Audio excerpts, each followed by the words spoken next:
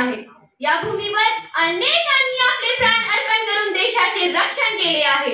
अशा महान योद्ध्यांमध्ये टिपू सुलतान यांचे नाव अत्यंत अभिमानाने घेतले जाते।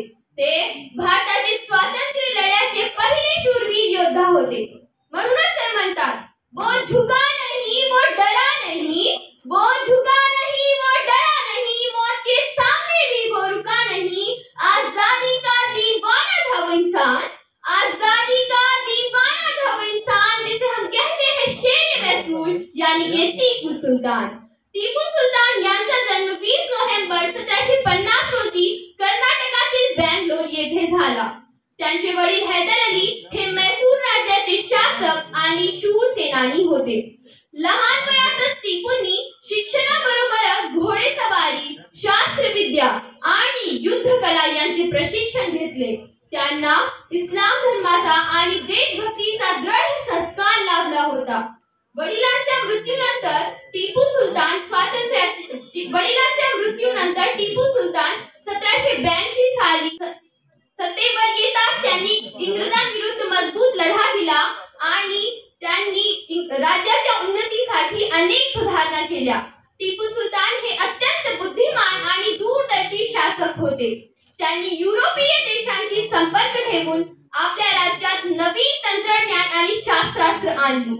त्यांनी आपल्या राज्यात अनेक वीरांनी मिळून आपल्या भारताला स्वातंत्र्य केले आहे। टिपू सुलतान हे भारताचे शेती, व्यापार आणि उद्योग धंद्यांना प्रोत्साहन दिले। त्यांनी युरोपीय देशांशी संपर्क ठेवून आपल्या राज्यात तंत्रज्ञान आणि शास्त्रास्त्र आणली। म्हणतात ना, मिट्टी की खुशबू में उनकी शहादत की कहानी है, मिट्टी की खुशबू में उनकी शहादत की कहानी है। हर हिंदुस्तानी के दिल में टिपू सुल्तान की निशानी है। झुका नहीं एक पल भी वो अंग्रेजों के सामने, झुका नहीं एक पल भी वो अंग्रेजों के सामने।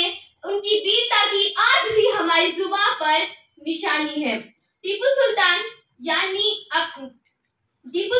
आणि अनेक राज्यांनी मिळून आपल्या भारतात 4 मोठी युद्धे म्हणून प्रसिद्ध झाली। त्या युद्धांमध्ये टिपू सुलतान यांनी इंग्रजांना मजबूत लढा दिला। श्रीरंगपट्टणाच्या चौथ्या युद्धात 1799 मध्ये टिपू सुलतान यांनी आपल्या भारतात 1799 मध्ये श्रीरंगपट्टणाच्या चौथ्या युद्धात टिपू सुलतान यांनी इंग्रजांना मजबूत लढा दिला आणि शत्रूशी शेवटच्या श्वासापर्यंत लढा दिला।